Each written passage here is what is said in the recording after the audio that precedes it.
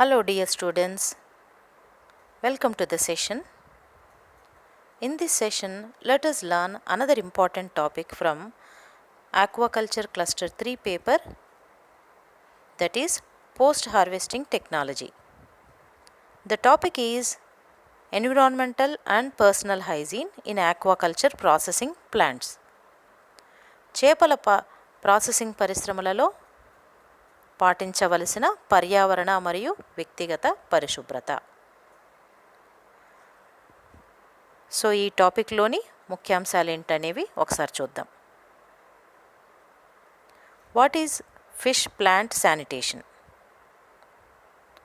It is controlling of all conditions or practices within the plant so that the fish processed is free from disease producing microorganisms and foreign matter.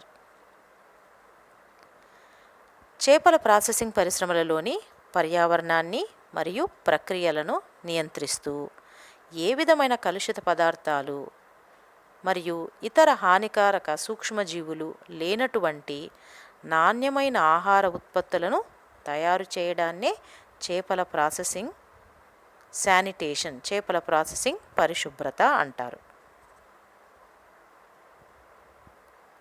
So what is hygiene here?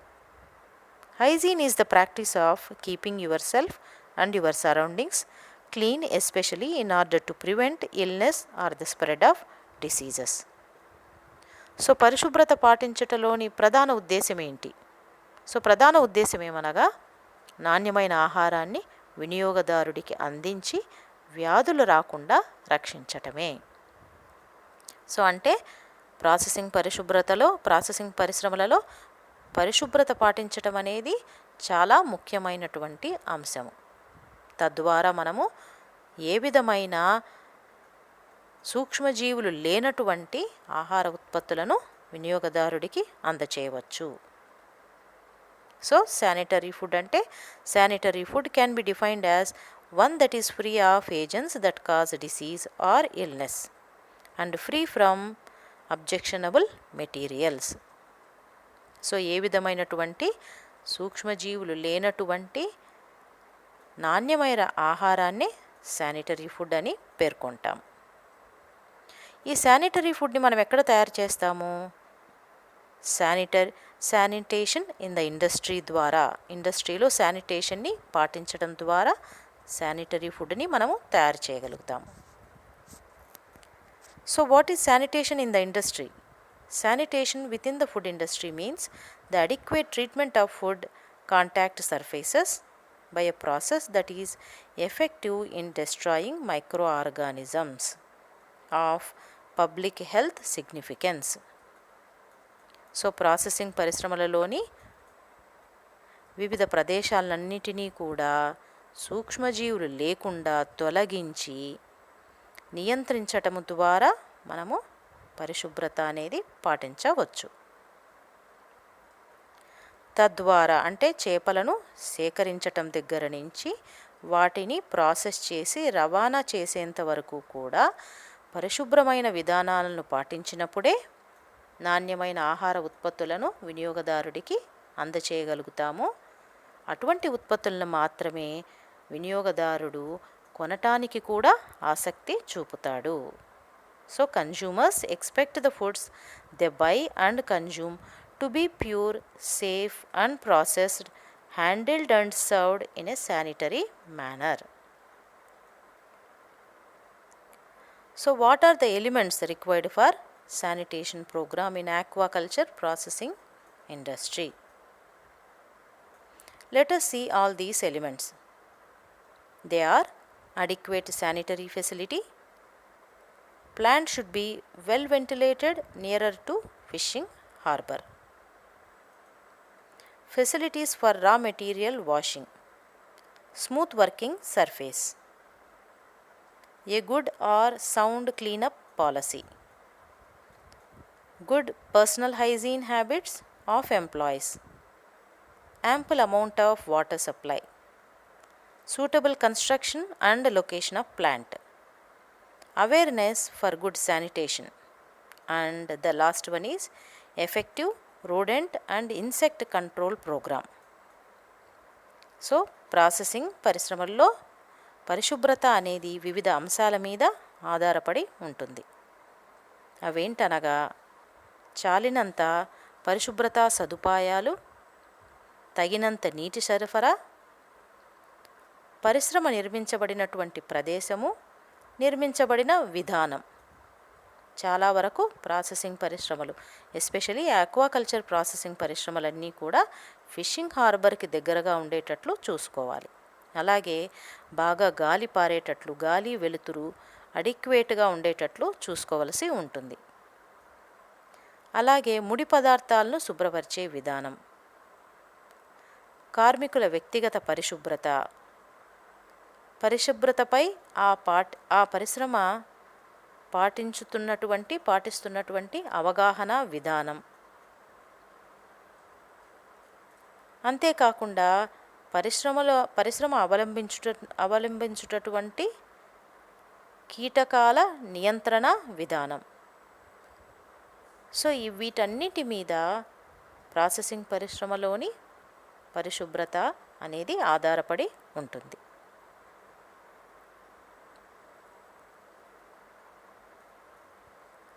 చేపల processing పరిశ్రమల్లోని sanitation 2 విధాలుగా పేర్కొనవచ్చు. చేపల processing పరిశ్రమలో అవలంబించేటటువంటి పరిశుభ్రతని మనము 2 విధాలుగా పేర్కొనవచ్చు. అది పర్యావరణ పరిశుభ్రత మరియు వ్యక్తిగత పరిశుభ్రత. So sanitation in aquaculture processing plants can be categorized into 2 types. One is environmental hygiene and the second one is personal hygiene. Let us see the first one, environmental hygiene. All the aquaculture industries in our India should follow the rules of Food Safety and Standard Act of India. Fishes are highly perishable. The most obvious method for preservation is to keep the fish alive until they are sold. Other methods to preserve fish and fish products are the control of temperature using ice, refrigeration or freezing, control of water in the fish and fish products by drying, salting, smoking or freeze drying, control of microbial loads through microwave heating or ionizing radiation, depriving oxygen such as vacuum packing. During transportation, adequate refrigeration should be maintained.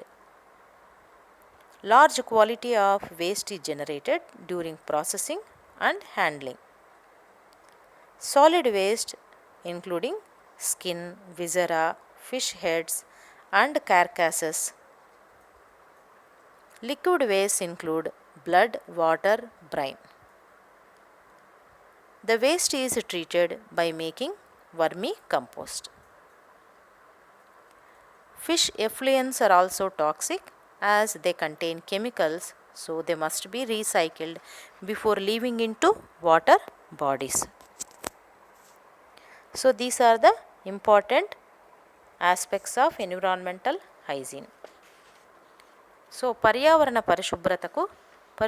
పరిశుభ్రత యొక్క ముఖ్యాంశాలు ఏమిటి?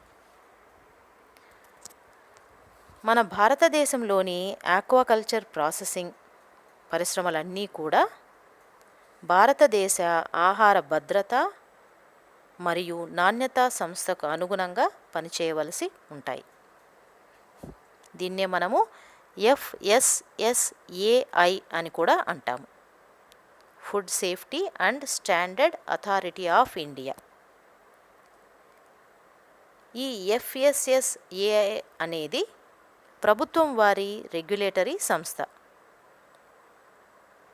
కాబట్టి ఈ సంస్థకు లోబడి ఈ సంస్థ విధానానికి అనుగుణంగా ప్రాసెసింగ్ పరిశ్రమలన్నీ కూడా పనిచేస్తూ ఉంటాయి.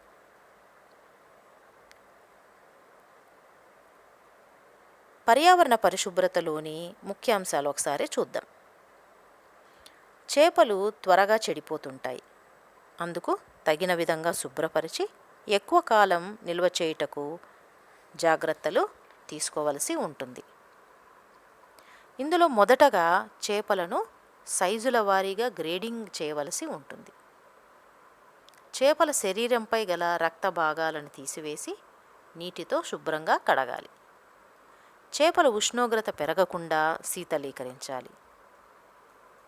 వీలైనంత వరకు వాటిని చనిపోకుండా చూసుకొని తర్వాత ప్రాసెసింగ్ అనేది చేయవలసి ఉంటుంది.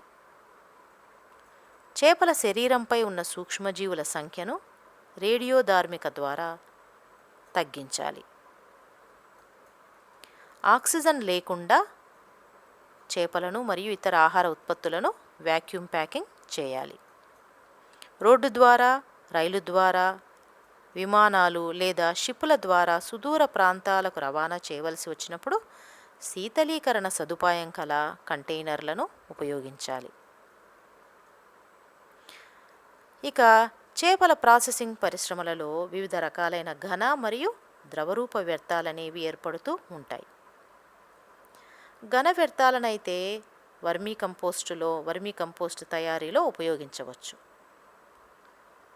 ఇక ద్రవ వ్యర్థాలలో అనేక హానికారక రసాయనాలు ఉంటాయి కాబట్టి వాటిని ప్రాసెసింగ్ ద్వారా, ఆ నీటిని ప్రాసెసింగ్ ద్వారా రసాయనాలను తొలగించిన పిదప మాత్రమే బయటకు విడుదల చేయాలి.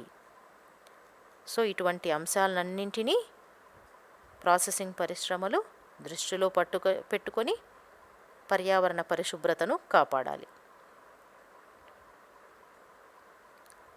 Second category is personal hygiene in processing plants. The keystone of any food processing unit is personal hygiene of the employees. Training programs should help to improve hygiene of the employees. Employees must wash hands before entering the workshop. Arranging self-closing doors. All toilets should be hand-free. Hands-free doors are recommended to avoid contamination.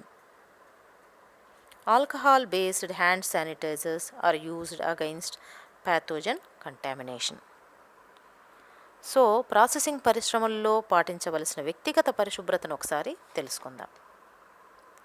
ఏ విధమైన processing పరిశ్రమల్లో అయినా ముందుగా పాటించవలసింది ఆ సంస్థలోని ఉద్యోగులు మరియు కార్మికుల యొక్క వ్యక్తిగత పరిశుభ్రత.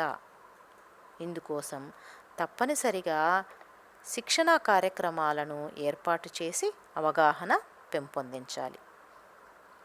సో ఈ అవగాహన ఏర్పాటు చేయడం ద్వారా కార్మికులలో మరియు ఇతర సిబ్బందిలో బాధ్యతను పెంపొందించవచ్చు. ప్రతి కార్మికుడు తప్పనిసరిగా ఆ పరిశ్రమ వారు ఇచ్చినటువంటి యూనిఫాము, గ్లౌసు, షూసు, తలకి క్యాపు వంటివి వేసుకునేలా జాగ్రత్త పడాలి. వాటిని ఉపయోగించిన తర్వాత శుభ్రంగా ఉతికి మరలా వాడుకునేలా చూడాలి. ఆ విధంగా కూడా కంటామినేషన్ అనేది జరగకుండా, కలుషితం అనేది జరగకుండా నివారించవచ్చు. తర్వాత చేపల ప్రాసెసింగ్కి ముందు కార్మికులు, ఇతర సిబ్బంది చేతులను యాంటీబ్యాక్టీరియల్ సబ్బులతో, ద్రావణాలతో శుభ్రపరచుకోవాలి. అలాగే కార్మికుల ఆరోగ్యం కూడా చాలా ముఖ్యమైనటువంటి అంశం. ఎప్పటికప్పుడు కార్మికుల ఆరోగ్యాన్ని, అంటే కార్మికుల యొక్క ఆరోగ్యం సంబంధిత విషయాలను గమనించుకోవలసి ఉంటుంది.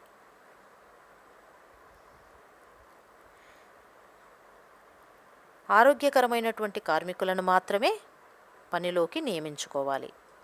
ఎవరికైనా దగ్గు, జలుబు లేదా గాయాలు వంటివి ఏర్పడినప్పుడు వారికి కొద్ది కాలం విరామం ఇచ్చి వారు పూర్తిగా కోలుకున్న తర్వాత మాత్రమే అటువంటి వారిని లేదా వ్యక్తులను తిరిగి పనిలోకి అనుమతించాలి. So No employee who have any communicable disease, carries any diseases, wound or open lesion or an exposed of this her body can infect food products. So that is why he should not be allowed into the plant to avoid contamination of the food products. So ప్రతి షిఫ్ట్కి ముందు కూడా, ప్రాసెసింగ్కి ముందు కూడా antibacterial ద్రావణాలను ఉపయోగించి తమ చేతులను సిబ్బంది శుభ్రపరచుకునేలా చూడవలసి ఉంటుంది. Employee shall wear head gear that completely covers the hair. So తప్పనిసరిగా తలకి టోపీని ధరించవలసి ఉంటుంది. అందువలన వెంట్రుకల ద్వారా ఆహార పదార్థాలు కలుషితం కాకుండా చూసుకోవచ్చు.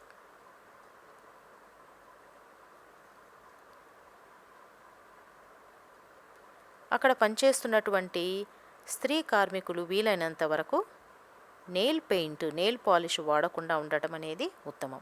ఎందువలనంటే ఎక్కువగా తడి తగులుతున్నప్పుడు ఆ నెయిల్ పాలిష్ అనేది ఊడి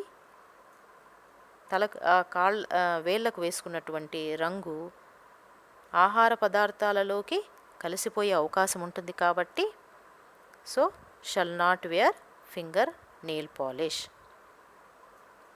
సో చేతులకి తప్పనిసరిగా ప్రొటెక్టివ్ హ్యాండ్ గ్లౌస్ లేదా కవరింగ్స్ అనేవి కార్మికులు ఉపయోగించాలి. సో వీలైనంత వరకు కార్మికులు స్త్రీ కార్మికులు కావచ్చు. సో వీరు ఇయర్ రింగ్స్ కానీ తర్వాత ఇతర ఆభరణాలు కానీ ఉపయోగించకపోవటమే మంచిది.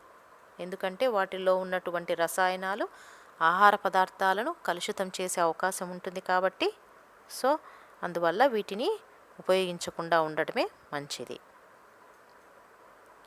So rings, ear rings etcetera may get loose or fall in to fish products which contaminate the finished fish products. అలాగే పరిశ్రమలో పనిచేస్తున్నటువంటి సిబ్బంది గుట్కా, పొగాకు వంటి వాటిని నమలటం కానీ లేదా స్మోకింగ్ కానీ చేయకుండా ఉండేలా చూసుకోవలసి ఉంటుంది.